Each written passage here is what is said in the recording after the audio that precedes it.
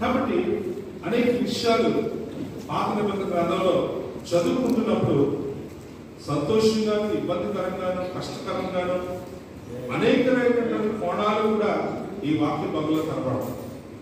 అయితే ఈ చరిత్ర మనకి ఎందుకు ఇవ్వబడింది? చాలా మంది అంటూ ఉంటారు, అయ్యారు మనం కొత్త నిబంధనకు సాక్షులు కదా, పాత నిబంధనతో మనకు పని ఏంటి అని అంటారు. నేను నేర్చుకుంది ఏంటంటే ఆ మొదటి కొరింథీయులకు రాసిన పత్రిక 10వ అధ్యాయం అపోస్తలుడైన పౌలు ఇవన్నీ మనకి దృష్టాంతములుగా ఇవ్వబడింది. ఒక 4 వారాల క్రితం కింద నెలలో మీకు ఆ విషయంలో కూడా నేను మీకు సందేశం అందించడం జరిగింది. ఆది కాండంలో ఈ 28వ అధ్యాయం 17 నుంచి 22వ వచనాలు మనం చూసుకుంటా ఉన్నప్పుడు దాని యొక్క ఉపోద్ఘాతాన్ని మనం జాగ్రత్తగా గమనించినట్లయితే అన్న చేసిన పనులు బట్టి తండ్రి చిన్న కొడుకు ఇచ్చినటువంటి హితవులో ఆ హితవును తీసుకుని యాకోబు పట్టణానికి బయలుదేరినటువంటి ఈ సమయంలో ఏశావు ఇష్మాయేలు సంతానంలో ఉన్నటువంటి బిడ్డలు చేసుకున్నాడు కాబట్టి వారి వల్ల అత్త మామ చాలా ఇబ్బంది పడ్డారు. ఇద్దరు కోడలు కాబట్టి అక్కడ ఒక విషయం నేర్చుకున్నాడు. ఇస్సాకు రేపుగా కొడుకు చెప్పి, నాయన మీ అన్న నీ మీద కోపంగా ఉన్నాడు కాబట్టి నువ్వు ఇక్కడ ఉంటే కుదరదు, అలాగే చెప్పి నువ్వు ఎవరిని కూడా తొందరపడి పెళ్లి చేసుకోకూడదు, మన కుటుంబంలో ఉన్నవాడిని పెళ్లి చేసుకున్నాయన అని చెప్పి ఒక హితవు ప్రకటించి జాగ్రత్త నీ జీవితాన్ని చక్కగా కట్టుకో బాబు అని చెప్పి కొడుకుని పంపించేశాడు. పట్టణానికి వచ్చినటువంటి ఈ సమయంలో ఆయన పోయే వచ్చాడు. ఎక్కడ అన్న పట్టుకుంటాడో, ఎక్కడ అన్న చెబుతాడో అనే భయంతోనే వచ్చాడు. కానీ ఇక్కడ మీరు గమనించాల్సినటువంటి విషయం ఏమిటంటే ఆయన పట్టణానికి వస్తూ దారి మధ్యలో ఆయన రెస్ట్ తీసుకోవడానికి చేసినటువంటి ఆ ప్రక్రియలో మొట్టమొదటిగా దేవుడు అతన్ని దర్శించాడు. దేవుడు అతన్ని దర్శించి తన పితరులతో చేసిన వాగ్దానాన్ని ఆయన మర్చిపోలేదు కాబట్టి, వాగ్దానం చేసిన వాడు నమ్మదగిన వాడు కాబట్టి, నమ్మదగినటువంటి ఆ దేవుడు తనకు దర్శనమిచ్చి ఏం చూశాడంటే ఆ 17వ వచనంలో అక్కడ అంటున్నాడు కదా, ఈ స్థలం ఎంతో భయంకరము, ఇది దేవుని మందిరమే కానీ ఏమంటాడండి వేరొకటి కాదు, పరలోకపు గవిని ఇదే మనకు దేవుడికి స్తోత్రం కలుగుతుంది. ఇక్కడ నేను మీకు ఇస్తున్నటువంటి మొట్టమొదటి పాయింట్ ఏంటంటే దేవుని బిడ్డగా ఆయన ఆ తలపులను కలిగి ఉన్నాడు, ఆ ఆలోచన కలిగి ఉన్నాడు. దేవుని మీద తన దృష్టి ఇచ్చుకున్న వాడిగా ఇక్కడ మనము యాకోబులో మొట్టమొదట గమనించుకోగలుగుతున్నాం. నేను దేవుని బిడ్డని చెప్పుకుంటాం, కానీ దానికి తగినటువంటి క్వాలిటీలు ఎక్కడ ఉన్నాయో, క్వాలిఫికేషన్స్ ఎక్కడ ఉన్నాయో కొన్నిసార్లు మనము వాటిని వెతుక్కునే పరిస్థితుల్లోనే ఉంటాం. చెల్లి ప్రార్థన చేసింది, ప్రభువా నీ ఆజ్ఞలను వినే మనస్సు మాకు దయచేయండి, అర్థం చేసుకునే మనస్సు మాకు దయచేయండి, మా పరిస్థితులను మేము బాగు చేసుకునే అవకాశం మాకు దయచేయండి. ఎందుకు? మైండ్ ఉంది కాబట్టి, మైండ్ లేనివాడికి ఏది. సో ఇక్కడ మనం యాకోబుని జ్ఞాపకం చేసుకోవాల్సిందే. యాకోబు దేవుని యొక్క చక్కని ఆ తల్లిదండ్రుల పెంపకంలో పెరిగిన వాడు, దేవుని మాటలను విన్నవాడు, మనస్సులో పెట్టుకున్నవాడు, ఏ రీతిగా దేవుని మీద ఆనుకున్నవాడుగా ఉన్నాడు అని అనడానికి ఆయన మొట్టమొదటి చూసిన దర్శనమే ఒక సాక్ష్యాన్ని యాకోబు కోసం కోరుతాము. దేవుని స్తోత్రం కలుగును గాక. అంటే అట్లీస్ట్ ఒక అర్హత కలిగి ఉన్నాడు అన్న విషయాన్ని ఇక్కడ మనము మొట్టమొదట గమనించుకున్నాం. దేవుని స్తోత్రం కలుగును గాక.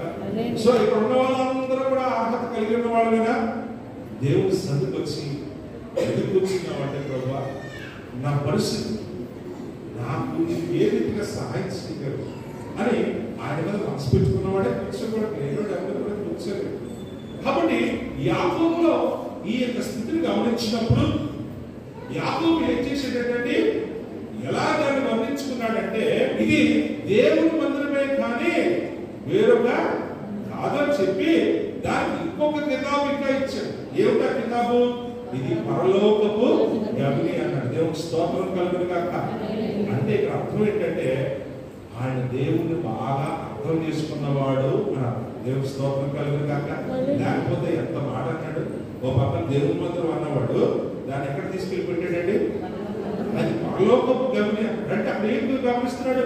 దేవుని విషయాలు దేవదూతలు, పరలోకము, ఆయన సన్నిధి, ఆయన మహిమ ఇవన్నీ కూడా ఆయన గమనించుకున్న వాడుగా తన జీవితంలో కలిగినటువంటి ఆ విషయాన్ని తన హృదయంలో గ్రహించుకుని తన పెదవులతో ఇక్కడ మాట్లాడినటువంటి ఆ మాటలు జ్ఞాపకం చేసుకున్నప్పుడు తన ఉన్న పరిస్థితిని ఏ రీతిగా మార్చుకోవాలి, ఏ రీతిగా దేవుడు నాకు సహాయం చేయగలడు అన్న విషయాన్ని అక్కడ ఒక కన్ఫర్మేషన్ వచ్చారు. దేవుని నమ్ముకున్నామని చెప్పుకుంటున్నారు, దేవుని బిడ్డమని చెప్పుకుంటున్నారు. వారందరూ కూడా యాకోబు లాగా డీల్ చేసుకోగలిగితే నిజం చెప్తున్నాను, మీకన్నా గొప్పవాళ్ళు ప్రపంచం ఇంకొకరు లేదు. అందుకనే ఎప్పుడైతే ఆ స్థలానికి బేతేలు అని పేరు పెట్టాడో అక్కడ ఒక నిర్ణయం తీసుకున్నాడు. దేవుని సన్నిధిలో నేను ఉన్నాను, నా దేవుడు నాకు దర్శనమిస్తూ ఉన్నాడు, నా దేవుని యొక్క ఆ సన్నిధి నేను అనుభవిస్తూ ఉన్నాను కాబట్టి ఇప్పుడు ఆ దేవుడితో ఒక చక్కని తీర్మానం కలిగి ఉన్నాడు. ఏమిటా కలిగి ఉన్నాడు అంటే, అప్పుడు యాకోబు నేను తిరిగి నా తండ్రి ఇంటికి క్షేమముగా వచ్చినట్లు దేవుడు నాకు తోడై ఉండి నేను వెళుచున్న ఈ మార్గములో నన్ను కాపాడి తినుటకు ఆహారమును, ధరించుకున్నకు వస్త్రములను నాకు దయచేసిన యెహోవా నాకు తోడై ఉండును. దేవుని స్తోత్రం కలుగును గాక. జాగ్రత్త గమనించండి, యాకోబు దేవుడితో ఒక డీల్ చేసుకుంటున్నాడు, ఇక్కడ ఒక కాంట్రాక్ట్ చేసుకుంటున్నాడు. ఇక్కడ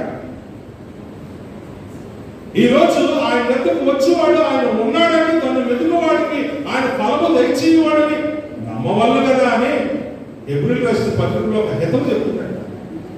ఆయన శ్రద్ధలో కూర్చున్న బిడ్డ, దేవుని బిడ్డలారా, ఈ రోజు నీ జీవితంలో నీవు ఆయనను బట్టి కలిగినటువంటి ఆ ధైర్యము ఈ రోజు నువ్వు ఏ రీతిగా పొందుకుంటున్నావు.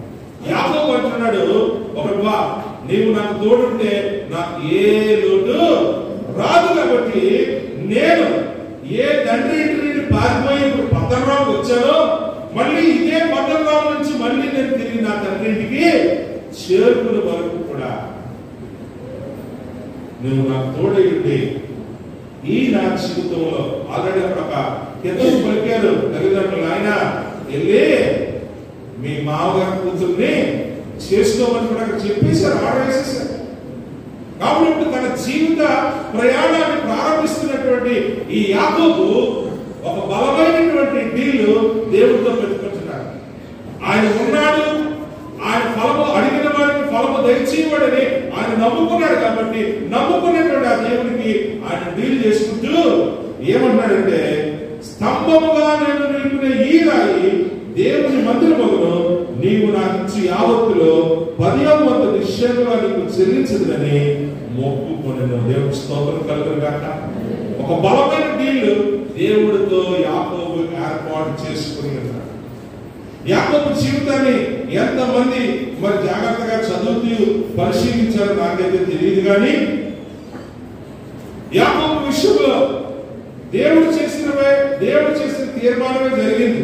కానీ భౌతికంగా సహజరీతిగా మనం చూసినట్లయితే ఏశావుకు అన్యాయమే జరిగింది.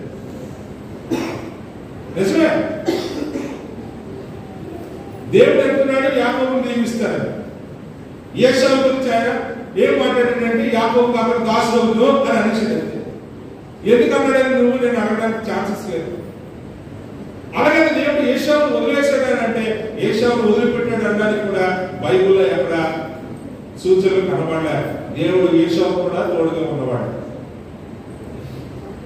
అయితే ఈరోజు యాకోబు తను పడినటువంటి పరిస్థితిని, తను ఎదుర్కొన్నటువంటి పరిస్థితిని, తన జీవితంలో తను ఏ రీతిగా ఎదుర్కొన్నాడు అని అనడానికి కొన్ని విషయాలు నేను మీకు చూపించాలని ఆశపడుతూ ఉన్నాను. మొక్కుకుని వెళ్ళినటువంటి వాడు ఎక్కడికి వెళ్ళాడు అని మనం జాగ్రత్తగా చూసినట్లయితే, తన యొక్క మామ దగ్గరికి వెళ్ళాడు. మామ దగ్గరికి వెళ్ళిన వెంటనే అక్కడ లేయా, ఇంకెవరున్నారు, రాహేలు ఉన్నారు. రాహేలు ఇష్టపడ్డాడు. జాగ్రత్తగా మీరు గమనించండి, రాహేలు ఇష్టపడిన వాడు రాహేలు పెళ్లి చేసుకోవడం కోసం అక్కడ ఏం చేశాడండి? ఎన్ని సంవత్సరాలు పనిచేసాడ? 7 సంవత్సరాలు పనిచేశాడు. చక్కగా పెళ్లి జరిగింది. కానీ అక్కడ మోసం అంటే ఏమిటి?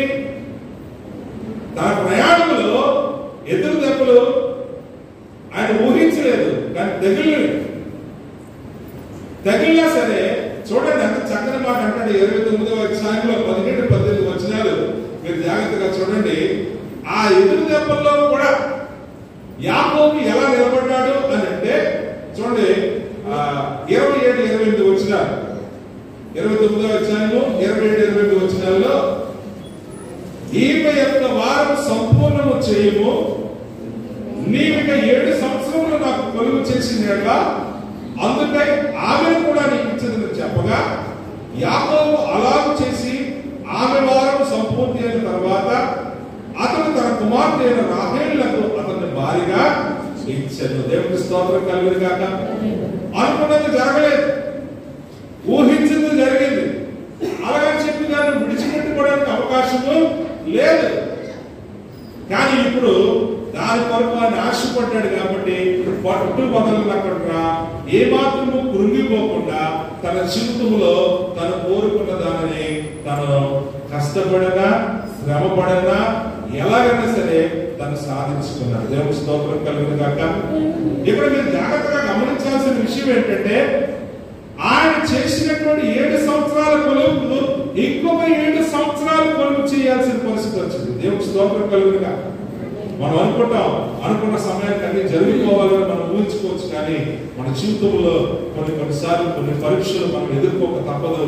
అలాగే చెప్పి మనం దేవుడిని నిందించాల్సినటువంటి పరిస్థితి ఏమీ కూడా లేదు. దేవుడు ఎప్పుడు కూడా తన ప్రజల యొక్క మేలు క్షేమం కోరుకునేవాడే తప్ప ఆయన ఎప్పుడు కూడా తన యొక్కకు వచ్చిన వారిని త్రోసివేసే దేవుడు కాదు, అసహించుకునే దేవుడు కాదన్న విషయాన్ని ఇక్కడ మనం జ్ఞాపకం చేసుకోవాలి, అర్థం చేసుకోవడానికి ప్రయత్నించాలి.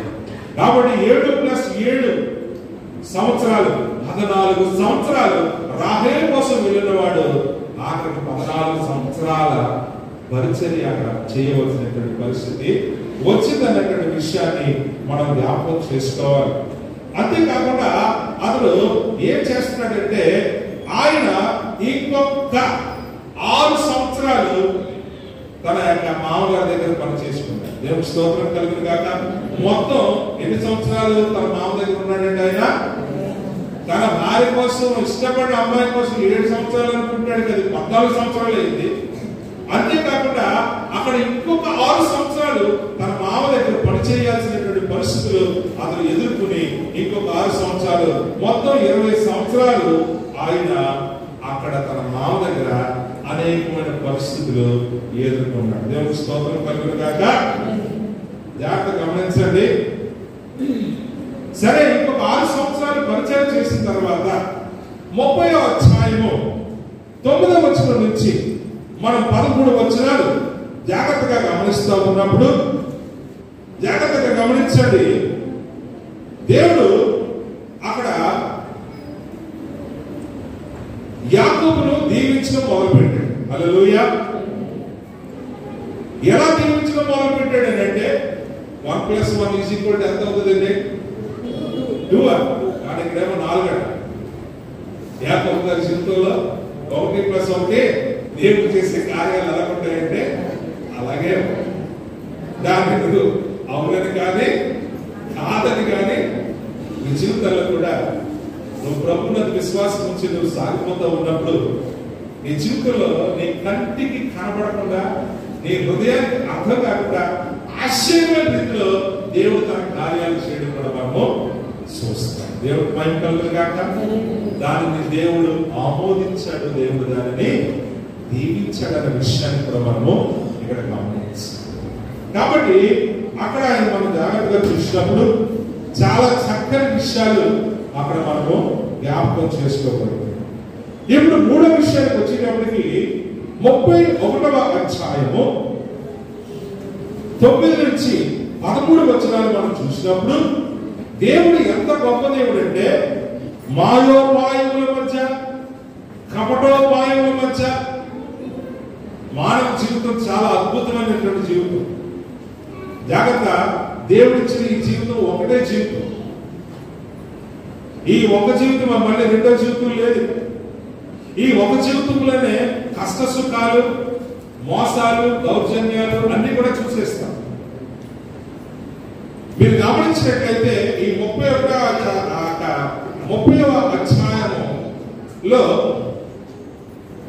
మామైనటువంటి లాభాలు ఏ రీతిగా అల్లుడి విషయంలో తన యొక్క ఆలోచనలు మార్చుకున్నాడు అనడానికి ఇక్కడ మీకు కొన్ని ఉదాహరణలు కనబడతాయి.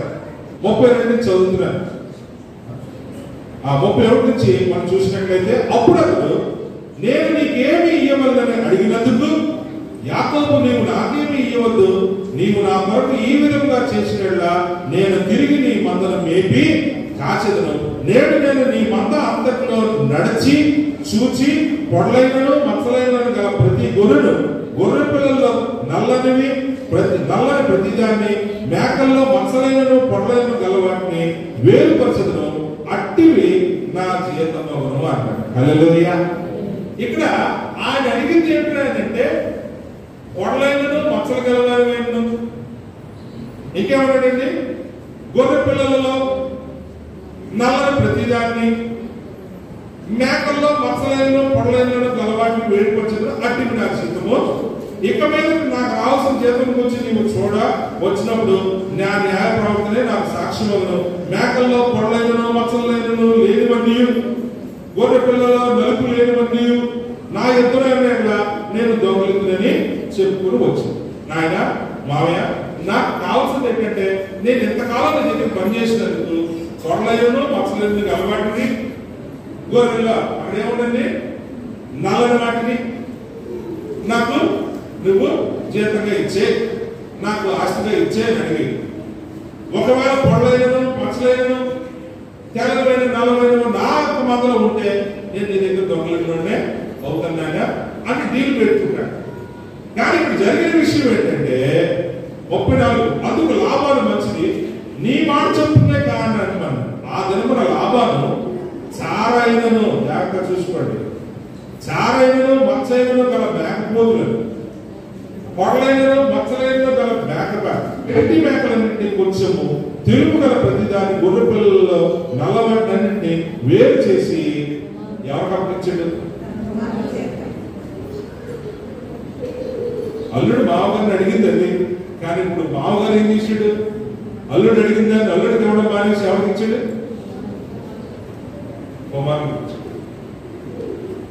ఇప్పుడు పరిస్థితి ఏంటి? కాబట్టి ఇక్కడ ఏం చేశాడట చూడండి, ఎంత చక్కని మాట, ఎంత చక్కని మాట, చాలా ఆశ కలిగినటువంటి మాట. 36, తనకును యాకోబుకు మధ్యన 3 దినముల ప్రయాణం అంత దూరము పెట్టెను, లాబాను యొక్క మిగిలిన మందను యాకోబు మేపుచూ ఉండెను. దేవుని స్తోత్రం కలుగును గాక. అంటే ఏం మేపుతున్నాడు అక్కడ? పొడలైనను మచ్చలేనివి నల్లవి తెల్లవి అందులో లేవు. అవన్నీ కూడా వేరు చేసి లాభాలు ఏం చేశాడు? యుక్తిగా తన కొడుకులకు ఇచ్చేసాడు. ఇప్పుడు ఏదైతే అడిగాడో అవి ఆ మందలో కనపట్ల. దేవుని స్తోత్రం. నువ్వు దేవుడితో డీల్ పెట్టుకుంటే దేవుడు చేసే కార్యాలు అంత గొప్పగా ఉంటాయి అనడానికి ఇప్పుడు మనం వెళ్దాము. 9వ వచనం నుంచి చూద్దాం. 31వ అధ్యాయము 9 నుంచి. అట్లా దేవుడు మీ తండ్రి పశువులను తీసి నాకు ఇచ్చాడు, మందలు చూలు పట్టు కాలమున నేను స్వప్నమందు కన్నులెత్తి చూడగా గొర్రెలను దాటి పొట్టేళ్లు చారలైనను పొడలైనను మత్సలైనను గలవై ఉండెను. మరియు ఆ స్వప్నమందు దేవుని దూత యాకోబు అని నన్ను పిలువగా చిత్తం ప్రభు అని చెబుతూనే, అప్పుడు ఆయన, నీవు కన్నులెత్తి చూడుము, గొర్రెలను దాటుచున్న పొట్టేళ్లన్నీ చారలైనను పొడలైనను మచ్చలైనను కలివి ఏలయనగా లాభాను నీకు చేయించున్నది యావత్తును చూచితని. హల్లెలూయా. ఆది నుండి మావకి అల్లుడికి మధ్యన మీకు ఒకసారి చెప్పాను, అది నాకు నచ్చలేదండి. ఏం నచ్చలేదు? అది నాకు నచ్చలేదండి. అంతే, కాడికి మంచిగా చేయాలి. అర్థమైందా? అబ్బా, ఇదొక పెద్ద పరీక్ష. ఒకసారి మానవ జీవితంలో ఇది ఒక పెద్ద పరీక్ష. ఎందుకు ఇష్టం లేదు అని అంటారు ప్రశ్నకి సమాధానం లేదంటే. అలాగే ఇప్పుడు లాభా దృష్టిలో కూడా యాకోబు అదే పరిస్థితిలో ఉన్నాడు. అందుకని కూతురు ఇవ్వడానికి కూడా ఏం చేశాడు? 7 సంవత్సరాలు కొలువు చేయించుకున్నాడు. అంతేకాదు తన పశువులు సైతం కూడా మేపడానికి ఒక పనులాగే అతను వాడుకున్నాడు. కానీ ఇప్పుడు సమయం వచ్చింది, మామయ్య గారు నాకు న్యాయం చేయండి, నాకు జీతం ఇవ్వండి, నాకు ఆస్తి ఇవ్వండి, నేను సంతోషంగా వెళ్ళిపోతానంటే ఆ అక్కడ కూడా తన మనస్సు నొక్కలేదు. కానీ ఇక్కడ మీరు గమనించాల్సిన విషయం ఏంటంటే, నీవు నమ్ముకునేటువంటి నీ దేవుడు నీకు ఏ రీతిగా సహాయం చేస్తున్నాడు అనే విషయాన్ని ఇక్కడ గమనించగలిగినట్లయితే, మనము 31వ అధ్యాయంలోకి వెళ్ళాము.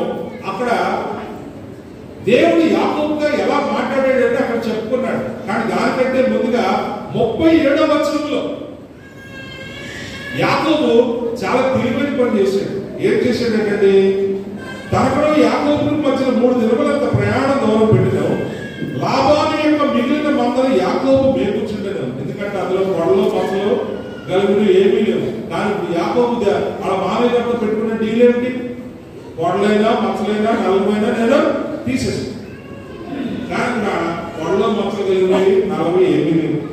కాబట్టి ఇక్కడ ఏం ప్రయాణం చేశారండి?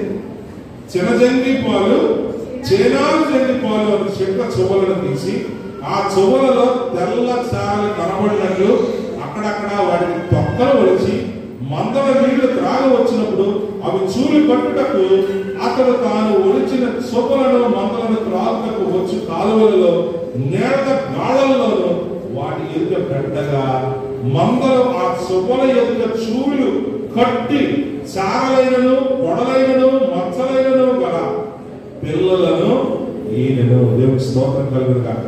ఇక్కడ గొప్ప సైన్స్ రాసిన దేవుడు. ఈ భాగంలో సైన్స్ కనపడదు.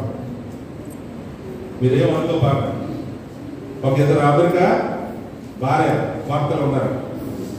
చక్కగా వివాహం అయితే ఎంతో అన్యాయంగా ఎంతో సంతోషంగా వాళ్ళు, అందులో వాళ్ళిద్దరూ కూడా క్రికెట్ ప్రియులు. ఏ ప్రియులు అంటే? క్రికెట్ ప్రియులు. హల్లెలూయా. భర్తకేమో ఆస్ట్రేలియా టీం అంటే చాలా ఇష్టం, భార్యకేమో వెస్టిండీస్ అంటే బాగా ఇష్టం. మీరు గమనించారు. అనుకోకుండా ఆమె గర్భవతి అయింది సంతోషంగా. దాని పుట్టిన బిడ్డ రంగు మార్పు వచ్చింది. హల్లెలూయా. రంగు మార్పు వచ్చేటికి దాని కాదనుకుని గొడవ. కానీ దానిని డాక్టర్స్ ఎంతో సైంటిఫికల్ గా ప్రూవ్ చేశారు. ఆ సైంటిఫికల్ గా ప్రూవ్ చేసిన దాన్ని ఎక్కడ వాళ్ళు నిరూపించారంటే ఈ బైబిల్లో ఈ మొక్క చూపించే ప్రూవ్ చేశారు. హల్లెలూయా. నీ భార్య నీతో ఎంత సంతోషంగా ఉన్నా తన మనసు యొక్క ఆలోచనలన్నింటిలో కూడా పోలికలు లేవే, కానీ రంగు మాత్రం మారి. హల్లెలూయా. ఇది ఒక ఆశ్చర్యమైన సంగతి బైబిల్లో దేవుడు ఇచ్చినటువంటి ఐడియా. అందుకని ఇక్కడ 31వ అధ్యాయం 9వ వచనంలోకి వెళ్ళేటప్పటికి 11వ వచనం అంటాడు కదా, మరియు ఆ స్వప్నమందు దేవుని దూత ఏంటంటే కళ్ళకు వచ్చి ప్లానింగ్ అంత ఇచ్చింది. దేవుడు భయం కలుగు కాక. అర్థమైందా? దేవుడి కార్యాలు ఎలా ఉంటే మనమేమో ఎదుగుతుంటాం. ఎక్కడ? దొరకని చోట. దొరికే చోట ఎక్కడ? ఆయన సన్నిధి. అందుకని అన్నాడు, ఇది దేవుని మందిరము, ఇది పరలోకపు గవిని. ఎంతకంటే గొప్ప ప్లేస్ లో నాకు ఏమి దొరకమని ఆయన తన యొక్క ఆలోచన ఉద్దేశాలన్నీ కూడా ఆయన మీదే పెట్టుకుని, ప్రభువా తిరిగి నేను నా తండ్రి ఇంటికి చేరు వరకు కూడా నీవు నాకు తోడై ఉంటే నీవే నా దేవుడు. ఇదిగో నాకు వచ్చిందని అంతట్లో 10వ భాగం నీకు ఇచ్చి నేను కనపరుచుకుంటానయ్యా అని ఒప్పుకున్న దేవుడు నీవు చేసుకుంటాను. నీ జీవితంలో నువ్వు పరిస్థితులన్నీ కూడా అనుకూలంగా లేవని కూలిపోతున్నావేమో, కానీ దేవుడు బిడ్డ, దేవుని బిడ్డగా నువ్వు కురుకుపోవడానికి దేవుడిని నేను ఏర్పరచుకోలేదు. కానీ ఆయన తన కార్యాలు నీ పట్ల ఎంత అద్భుతంగా చేయగలడో యాకోబు జీవితంలో తన స్వప్నమందు దేవుడి దూత ద్వారా తనకి ప్లానింగ్ అంతా ఇచ్చి ఎంత పని చేయించాడు. అందుకనే వచ్చినవన్నీ కూడా మనం జాగ్రత్తగా చూసినట్లయితే అంటున్నాడు కదా 11లో 12 అంటాడు, అప్పుడు ఆయన నీ కన్నులు ఎత్తి చూడము. 31:12 గొర్రెలను దాటుచున్న పొట్టేళ్ళన్నీ చారలైనను పొడలైనను మచ్చలైనను కలిగి ఏలయనగా లాభాన్ని నీకు చేయించున్నది యావత్తును. లాభాన్ని ఏం చేస్తున్నాడు? మోసమే చేస్తాడు. అప్పుడు చెలకున్నవడంలో మోసం చేశాడు, ఇప్పుడు ఆస్తిని ఇవ్వడంలో కూడా మోసమే చేస్తున్నాడు. కాబట్టి ఇప్పుడు దేవుడే తన కుమారుడు యొక్క జీవితంలో ప్రవేశించి ఆయన ఒక మంచి ఆలోచన ఇచ్చి ఏంటంటే చీనారు జంగి పాలు అవి చెట్ల చొవ్వలను తీసుకుని ఆ చొవ్వలలో తెల్ల చారలు కనబడినట్లు అక్కడక్కడ వాటి తొక్కలు ఒలిచి మందలు నీళ్లు త్రాగవచ్చినప్పుడు అవి చూలు కట్టారు. అతడు తాను వచ్చిన చొప్పలను మందలను త్రాగుటకు వచ్చు కాలువలలోనూ నీళ్ళ గాళ్ళలోనూ వాటి ఎదురు పెట్టగా మందలు ఆ చొప్పల ఎదురు చూలు కట్టి చాలైన పొడలైన మచ్చలైనగా పిల్లలను ఈ దేవుని స్తోత్రం. యాకోబు చేసుకున్న ఒప్పందం యాకోబుని తలదించుకుని యాకోబు చేసుకున్న ఒప్పందం యాకోబు జీవితంలో కృంగిపోయేటట్టు చేయలేదు. కానీ అప్పుడే దేవుడు యాకోబుని ఆస్తికర్తగా చేసినటువంటి విధానాన్ని మనం చూస్తాం. దేవుని స్తోత్రం కలిగిన కాక ఇంకొక విషయాన్ని కూడా మనం చూసుకుని మనము త్వరగా ముగించుకుందాం. 31వ అధ్యాయము 24వ వచనం నుంచి సరే ఆస్తి పట్టుకుని బయలుదేరారు, సంతోషమే. కానీ ఎప్పుడు కూడా శోధన ఎప్పుడు మన పక్కనే ఉంటారు. ఇప్పుడు శోధన ఎవరు చెప్పండి? ఆస్తి పట్టుకుని బయలుదేరిన తర్వాత ఎవరైతే ఎక్కువగా ప్రేమించాడో ఆవిడే శోధన. మన జీవితాల్లో మనకు బాగా తాకపడతాయి. మనం ఏం చేయగలం? ఓర్చుకోవడం తప్ప. వద్దనుకోగలవా? కాదనుకోగలవా? త్రోసివేసుకోగలవా? రాహేలమ్మ గారు చేసిన పని వల్ల అయ్యగారికి అవమానాలు నిద్ర. ఎంత హ్యాపీగా ఉంటాయో! అవమానాలు నిద్రలే. మళ్ళీ దగ్గరికి వస్తున్నాడు మామ. ఒరే ఆల్రెడీ 3 రోజులు ప్రయాణం ఎక్కువడంటే ఈయనేమో ఒట్టు అనకుండా 7 రోజులు ప్రయాణం చేసుకుని వచ్చేసాడు. ఏమయ్యా అంటే ఎవరైనా ఒక ఆస్తిని ఎత్తుకొచ్చేటువంటి అన్నిటికంటే మించిన పరిస్థితి ఏంటంటే ఇతను సిరియా వాడు.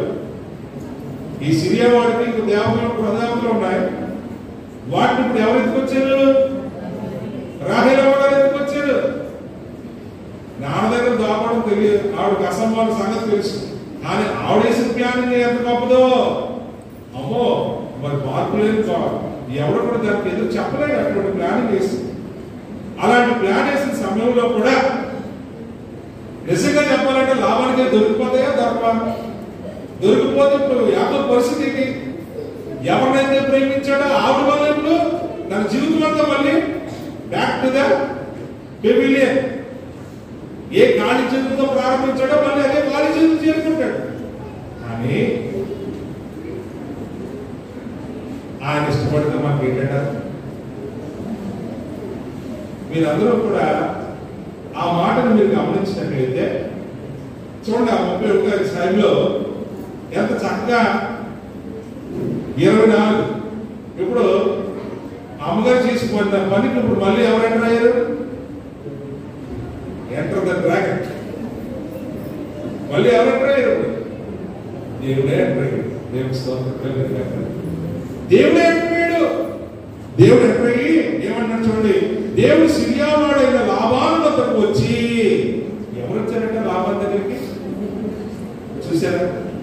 అరే నువ్వేంటి ఓ చెత్త నన్ను ఆడి పట్టించుకోలేదు, నేను పట్టించుకోలేదు, ఆడి మీద పెట్టి అరే నేను పట్టించుకునేవాడిని పక్కన ఉన్నాడు, నువ్వు ఆయన మర్చిపోతున్నావు. నీ కోసం ఆయన దిగి వచ్చేటటువంటి దేవుడు. నువ్వు చేసుకున్న డీల్ అలాంటిది. మరి నువ్వు నమ్ముకున్నటువంటి ఆ డీల్ని నీ మీద ఆయన మీద నమ్మకం ఉంచినటువంటి ఆయనకి ఇంకెంత నమ్మకం. కాబట్టి ఇప్పుడు నీ కోసం అనగా యాకోబు కోసం ఎవరు దిగొచ్చాడు? దేవుడే దిగొచ్చి ఎవరితో మాట్లాడుతున్నాడు? లాభాలతో మాట్లాడుతున్నాడు. లాభాన్ని ఎలా నోరు మూయించడం తెలుసా? నిజం చెప్పండి, ఇది న్యాయమా? మన దృష్టిలో న్యాయమా? ఏమన్నాడు చూడండి, నీవు యాకోబుతో మంచిగాని చెడ్డగాని పలుకుమో జాగ్రత్త సుమి వార్నింగ్ ఇచ్చాడు. అమ్మ బాబు, ఎవరికి గమనిస్తున్నారా? ఎవరి కోసం వార్నింగ్ ఇవ్వాల్సిన పరిస్థితి? రాహేలమ్మ గారు చేసుకున్న పనికి ఇప్పుడు దేవుడు కూడా ఒరే ఎవరితో పెట్టుకోరా, భార్యతో పెట్టుకోలేరా అని యాకోబు చదువుతాడు అన్నట్టుగా, నువ్వు కానీ భార్యతో పెట్టుకుంటే రేపు ఉప్పు కారం ఎక్కువైపోతే నీ చేతుల్లో కిక్కులు సొక్కులు ఎంటర్. కాబట్టి దేవుడు ఎంటర్ లాభం లేదు. చూడండి ఎంత చక్కని మాట. జరిగింది అన్యాయం, జరిగింది తప్పు. కానీ దేవుడు తన కుమారుడు విషయంలో తన మనస్సును కూడా అక్కడ తగ్గించుకున్నాడు. ఎందుకంటే ఆయన న్యాయవంతుగా. పాయింట్ ఏంటంటే అబ్రహాము వాగ్దానం చేశాడు కాబట్టి ఇక్కడ ఏమంటాడండి, మంచి కానీ చెడు కానీ నువ్వు చెప్పడానికి వీల్లేదు, నువ్వు వచ్చావు ఇల్లు అంతే, ఇంటికి మాట్లాడతావు. ఎవరండి మాట్లాడుతున్నారు ఈ మాట? ఎవరి కోసం మాట్లాడుతున్నాడండి? ఎవరు? ఈ యాకోబు కోసమా? లాభాన్ని ఎందుకు యాకోబు మీద పాపం పెట్టుకున్నాడు? చాలా మోసగాడు, నేను మామూలు కాదు వాళ్ళు అని ఆల్రెడీ ఆ మనసుతో ఉన్నాడు కాబట్టి అల్లుడిని ఎంత ఏడిపించాలో అంత ఏడిపించాడు. ఇప్పటికీ ఏడిపించడానికి చూస్తున్నాడు. కానీ దేవుడు మాకు సహించలేదు.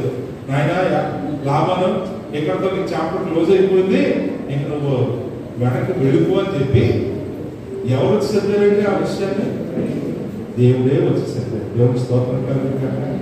నువ్వు దేవుడితో చేసుకున్న డీల్ దేవుడే నెరవేరుస్తాడనే విషయాన్ని ఇక్కడ మీరు గమనించాలి. ఇవి ఎందుకు ఈరోజు మీతో చెప్పాలని దేవుడు ఏంటంటే ఈ జీవిత ఈత లేకున్నాడట. ఆయన ఎన్ని ఇబ్బందులు పాలయ్యి ఆ పాట రాశాడో తెలియదు కానీ ఈ జీవిత ఈతలేని పరిస్థితిలో ఉన్నాడట. అందుకనే నా వల్ల కాదయ్యా అని చెప్పి ఆ ఈతలేని స్థితిలో ఉన్నటువంటి ఆ భక్తుడు ఎవరు చేయి పట్టుకోమంటాడు, ఎవరు బతిపాలనుకుంటాడు? నా చేయి పట్టుకోవయ్యా యేసయ్యా అని తన చేయిని యేసయ్యకి అప్పగించుకుంటాడు. ఈరోజు ఈ విషయాన్ని నువ్వు గమనించగలిగితే నీ జీవితంలో ఆశ్చర్యమైన రీతిలో కూడా కార్యాలు ఆనాడు యాకోబు పట్ల చేసిన దేవుడు నీ పట్ల కూడా చేస్తాడని దేవుడి వాక్కులను నమ్మి ఈ మాటలు నేను మీకు తెలియజేస్తా ఉన్నాను. ఈ విషయాన్ని సమయం ఇక్కడ మీరు జాగ్రత్తగా గమనించండి. ఇద్దరికి ఒక ఒప్పందం జరిగిపోయింది. అందుకనే అక్కడ ఆయన చూడండి ఆ 31వ అధ్యాయము ఆఖరి వచనంలో అంటాడు చూడండి, ఆ 42వ వచనం చూడండి. ఇక్కడ ఏమంటాడంటే ఇంక ఇవన్నీ అయిపోయిన తర్వాత ఎప్పుడైతే దేవుడు ఎంటర్ అయిపోయాడో యాకోబుకి ధైర్యం వచ్చేసింది. ఎప్పుడు పడలేనటువంటి ఎదురు ఇప్పుడు యాకోబు తన మామ మీద పడ్డాడు. అందుకని చూడండి 41వ వచనం అంటాడు, ఇది వరకు నీ ఇంట్లో 20 ఏళ్ళు ఉంటుంది, నీ ఇద్దరు కుమార్తెల నిమిత్తము 14 ఏళ్ళు ఉంటుంది, నీ మత నిమిత్తము 6 ఏళ్ళు నీకు కొలువు చేసింది, అయినను నీవు నా జీతం 10 మార్లు మార్చింది. నా తండ్రి దేవుడు అబ్రహాము దేవుడు ఇస్సాకుకు భయపడ్డ దేవుడు నాకు తోడై ఉండనే ఇలా నిశ్చయంగా నీవు నన్ను ఒట్టి చేతులతోనే పంపివేసి నువ్వు దేవుడు నా ప్రయాసంలో నా చేతుల కష్టము చూచి పోయిన రాత్రి నిన్ను గద్దించనని లాభాలతో చెప్పాను. హల్లెలూయా. దేవుడు ఏం చేసినా తన బిడ్డలకు చెప్పేది వేస్తాడు. ఒరే కొడుకా నేను భయపడుతుంది, మీ మామ ఎక్కడంటే ఇచ్చేసానని రాత్రి నీ దగ్గరకు వచ్చాడని సంగతి నాకు దేవుడు చెప్పాడు. ఇది నేను చెప్తున్న మాట కాదు, ఇక్కడ ఆయన తిరిగి ఇస్తున్నటువంటి జవాబునే మనం గమనించుకుంటాం. తప్పేమీ దేవుడు బిడ్డరా, దేవుడికి మనం దూరంగా ఉన్నామా దగ్గరగా ఉన్నామా? దేవుడితో కలిసి నడుస్తున్నామా దేవుని ఎడపెట్టుకుని నడుస్తున్నాం? ఈ రోజు యాకోబును మీ ముందు ఎందుకు చూస్తున్నాడంటే ఆయన కూడా మనలాగా అనేకమైనటువంటి కష్టాలు పడినటువంటి వ్యక్తే.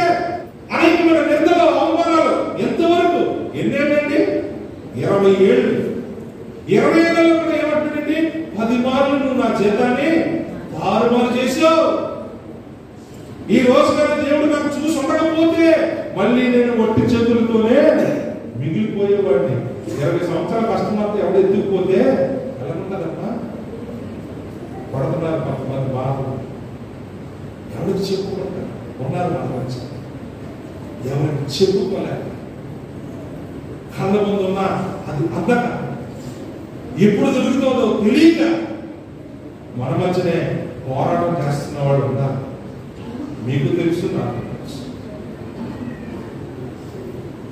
వీటన్నింటినీ కూడా గమనిస్తూ వ్యాపారాలు చేస్తున్నాం, ఫెయిల్యూర్స్ వస్తున్నాయి, ముందుకెళ్తున్నాం, ఓటములు ఎదురవుతున్నాయి.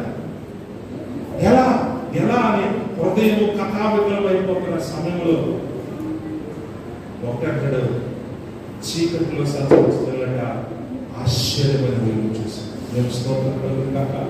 దేవుడు మన జీవితాల్లో ఆ రీతిగా మన చీకటి బ్రతుకులను వెలుగులోకి మార్చేసే దేవుడుగా ఉన్నాడని యాకోబు జీవితం మనకు ఎంతగానో ఒక ఉదాహరణగా యాకోబుని బట్టి మనం అనేక విషయాలు నేర్చుకుంటున్నాం. యాకోబు కూడా అబద్ధమాడినవాడే, మోసగించిన వాడే, మామూలు ప్లానింగ్లు కాదు. అలాంటి ప్లానింగ్ ఇచ్చే తల్లిలు కూడా ఉన్నారు. చెడగొట్టారు, మోసగాడు అని పెట్టించుకునేటువంటి ఆ బిరుదు నా ప్రేమ దేవుడు దేవునితో పోరాడేవాడిగా మార్చేసిన విషయాన్ని ఈరోజు మీరు గమనిస్తారు. దేవుడితో పోరాడేవాడు జాగ్రత్త గమనించండి. యాకోబుకి లోకం అంటే వీడు మోసగాడండి, కానీ యాకోబు గురించి దేవుడు ఏమంటాడంటే వాడు నావాడు. హల్లెలూయా. జాగ్రత్త గమనించండి. లోకములో లాభాన్ని చూస్తుంది వీడు మోసగాడండి, కానీ దేవుడు చూస్తుంది వాడు నావాడు. ఎందుకు నావాడు అన్నాడంటే వాడు బ్రతుకు మార్చుకుని, ప్రభువా నేను తిరిగి నా తండ్రి ఇంటికి చేరడానికి నేను పడే కష్టంలో, నా ప్రయాసంలో నువ్వు నాకు తోడుగా. ఆయన దొంగదారించుకోలేదు, తప్పుడు దారించుకోలేదు, మోసగించుకుని డబ్బులు సంపాదించుకోవాలి, ఆయన మోసం చేసి ఈయన తలబొట్టుకు నేను గొప్ప అవ్వాలని ఎంచుకోలేదు. ఒకటే ఎంచుకున్నాడు, ప్రభువా నేను నమ్మకంగా బ్రతుకుతా, నేను మంచి దారిలోనే వెళ్తాను, కానీ నువ్వు నాకు తోడుగా ఉండాలని దేవుడితో తీర్మానం తీసుకుంటాడు. ఆయన తప్పుడు దారులు ఎంచుకోలేదు, దేవుడి ద్వారా దాని మాటలో ఎంచుకో. అందుకనే ఆయన 2 మార్లు దేవుని యొక్క దర్శనాన్ని చూశాడు. మళ్ళీ రెండోసారి ఆయన దేవుని దర్శనాన్ని చూసినప్పుడు మళ్ళీ దేవదూతలు కనపడ్డాయి. అందుకనే ఆ స్థలానికి ఏం పేరు పెట్టేది గుర్తుందని చెప్పండి, మహనయీము అని. మహనయీము. ఇక 3వ దగ్గరికి వచ్చేటప్పటికి అల్టిమేట్ గా తన జీవితంలో ఆఖరిగా ఒకే ఒక పరిస్థితి ఉంది. ఏమిటంటే తిరిగి వెళ్తున్నాడు. తిరిగి వెళ్ళిన తర్వాత ఎక్కడికి వెళ్ళాలా? తన తండ్రి దగ్గరికి వెళ్ళాలి. తన తండ్రి దగ్గరికి వెళ్ళాలంటే పరిస్థితి ఏంటి? ముందు నుయ్యి వెనక్కి పోయి. అది యాకోబు పరిస్థితి. ఎందుకు? ఏ అన్ననైతే మోసం చేసి పారిపోయాడో ఆ అన్న అక్కడే ఉన్నాడు. దేవుని స్తోత్రం కలుగును గాక. అక్కడే ఉన్నాడు. ఇప్పుడు తను చేరాల్సినటువంటి గమ్యము తన తండ్రి.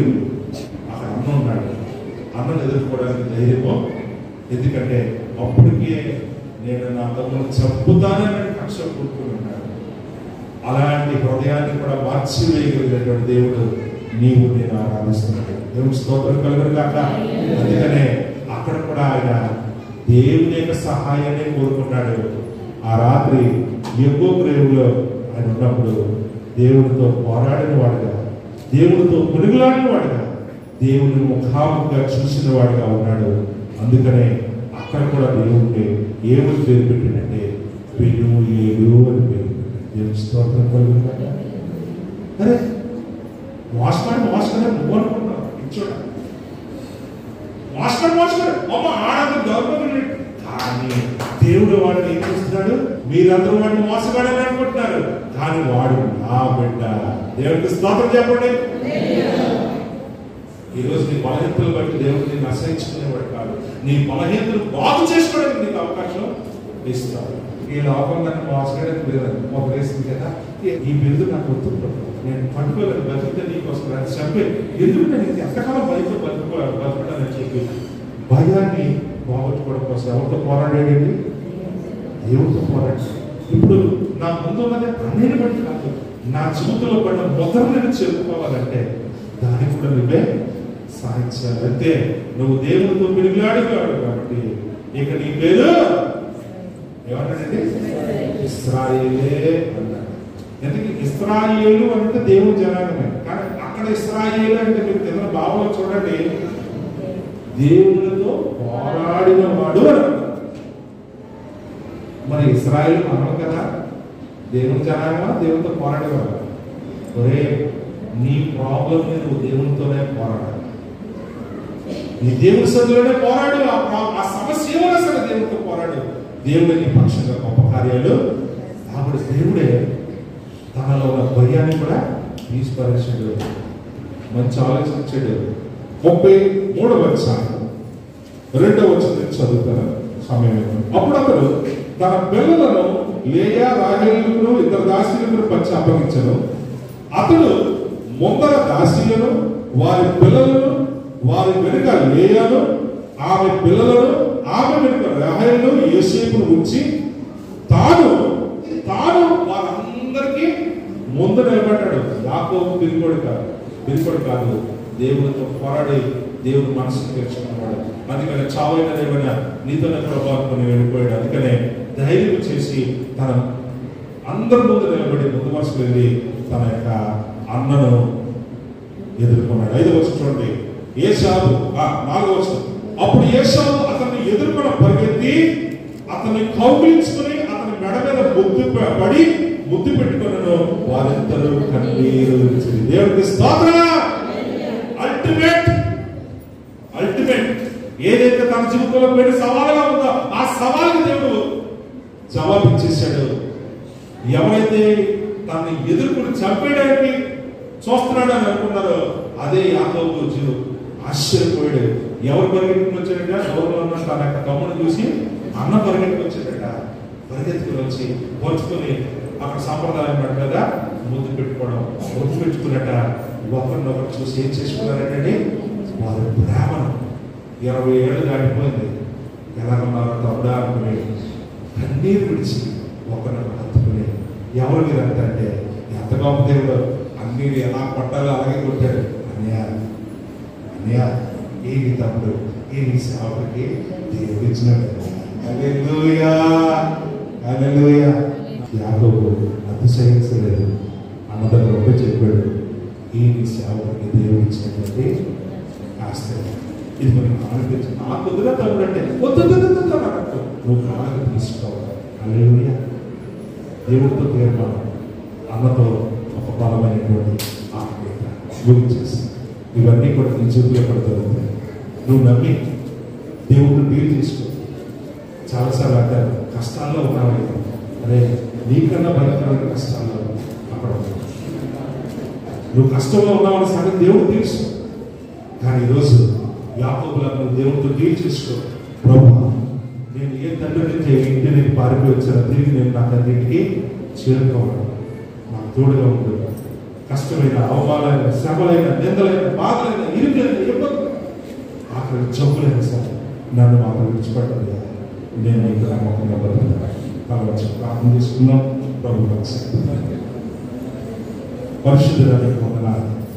ఈ రోజు నాయన మా జీవితంలో చేసిన కార్యాలు ఎన్నో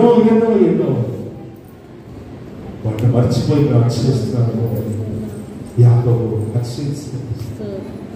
నమ్మకున్న దేవుడి దగ్గర చంపేస్తాడు అనుకున్నా, అన్నయ్య దగ్గర కూడా తను తగ్గించుకున్నా ఉన్నాడు. అన్నయ్య ఇదంతా నాకమ్ముతారన్నా, ఈ నీ సాగుడు ఈ నీ తమ్ముడికి దేవుడు కనికరించాడు. అన్నయ్య ఇదిగో నీ మనకు ఇదిగో నీ బిడ్డలు, ఇదిగో నీ తమ్ముడికి దేవుడు ఇచ్చిన ఆస్తి, నీ గొర్రెలు మేకల మందలు, ఇదిగో చాపలు మత్స్యలు ఇవన్నీ కూడా నీకు ఆనందించాలని ఇవన్నీ కూడా ఈ నీ సేవకుడికి దేవుడు ఇచ్చిన నా దానికి వందనాలు. యాకోబు చేసుకున్న డీల్ యాకోబు జీవితాన్ని మార్చేసింది. యాకోబు యెహోవాకు సంబంధంగా మిగిలిపోలేదు కదా. నీ దర్శనాన్ని చూసేవాడు, నేను ముఖాముఖంగా చూసేవాడు. మళ్ళీ తిరిగి పక్కన వెళ్ళి ఏ బేదీల దగ్గర రాయి పెట్టాడో ఆ బేదీల మందిరం దగ్గర బలిపీఠం